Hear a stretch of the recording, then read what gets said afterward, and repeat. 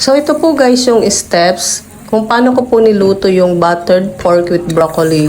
So una po ay tinuna ko po muna yung butter. Tapos ginisa ko po yung garlic at onions. Ayan. Pagkatapos ay nilagay ko na po yung pork.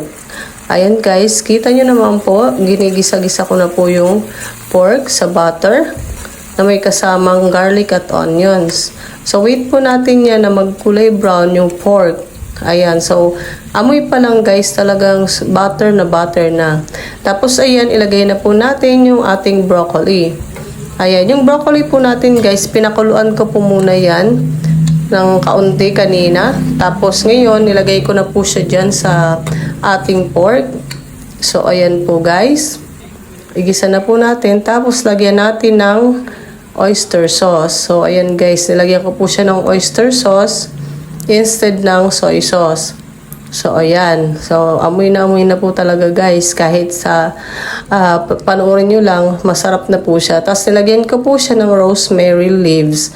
So meron pa akong rosemary leaves. Tapos ayan, nilagyan ko rin po ng ground pepper, pandagdag lasa. Ayan, after that, nilagyan ko na rin po ng liquid seasoning. So ayan guys, kita nyo naman siya guys. So masarap po na po talaga siya, kahit tignan nyo pa lang po ay ulam na talaga. So ang amoy pa lang po talaga niya ay nakakatakam na guys.